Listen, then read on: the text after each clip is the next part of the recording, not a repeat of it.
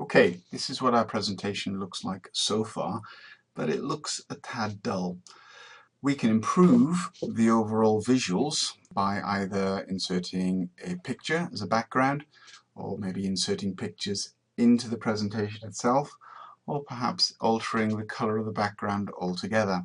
And it's those things here that we're going to look at in this video presentation. It's very easy to do these things. If you come over to the small thumbnail views of the slides you've got on the left hand side of the screen, and if you right click on them, go to change background, what you've got here is the ability first of all to change the color, the background color. So if we choose this bright red, should emphasize the point, we've now changed that to a very bright resounding red, probably not the best color to choose. Let's change that back again. We'll go back to the default color, which is white.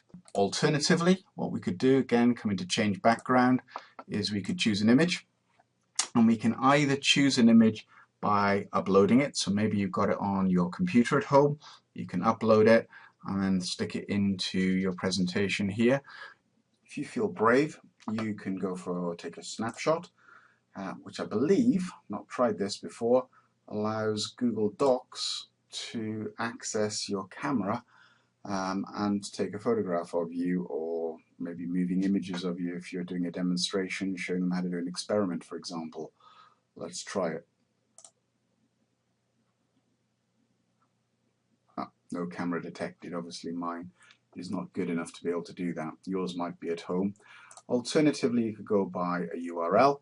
So if you know the location of an image that you'd like the students to examine, maybe it's a piece of artwork, and you want them to have a look at it and comment on it, or say how it could be done better. If it's done by a great master, I'm sure the year 8s will be able to show Matisse a thing or two.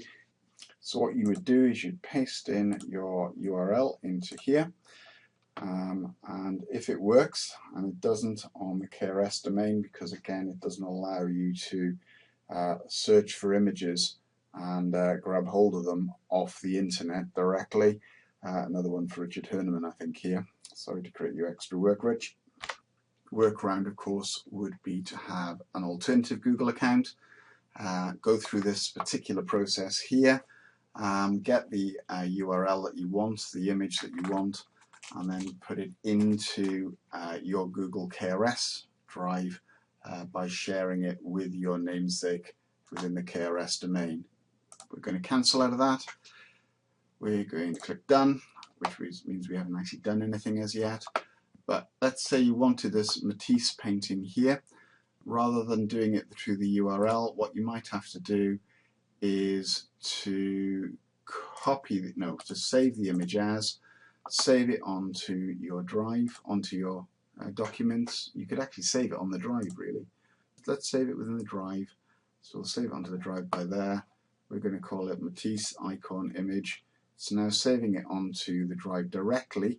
So we're doing this on the computer. Remember I showed you how you could launch a drive icon on your desktop, which will allow you to save directly into there. And what should happen, let's see if it's happened here, is when you go to your training folder, actually I saved it directly onto my drive, in theory an image should sort of be booted straight up. Here it is down the bottom there. We'll put it into the training folder, which might have been a better way to have done it to start off with. It's now in the training folder here. There's the Matisse image, and what we're now able to do, of course, is by going back to our creating a presentation, going to the file. No, we're not. We're going to do this, change the background, we're going to choose, we'll go to the Google Drive. We know it's in the training folder, we know it's the Matisse image, you can select that, you can click done, and now we've got Jose hiding the ball, hopefully behind the Matisse image that we had there before.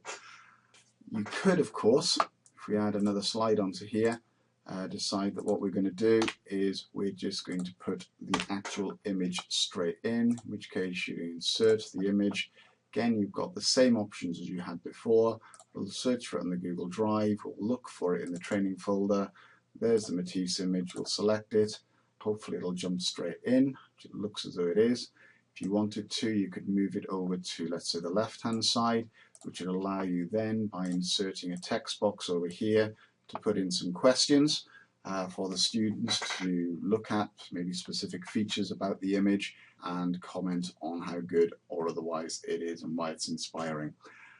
So I hope that helps. It's a way of working with images. It's a way of making sure that students get the images that you want, as opposed to telling them just to go away to do some research, or they could actually look at the photograph or at the image themselves while they're at home, do something on it. Of course, the same applies to geography. You could have various geographical features in here, and you could get the students to label up maybe the interlocking spurs, for example, or the waterfall features with a plunge pool, things like that, if it was a geography piece of work. It's a way of getting across images to students while they're at home and getting them to do something with them.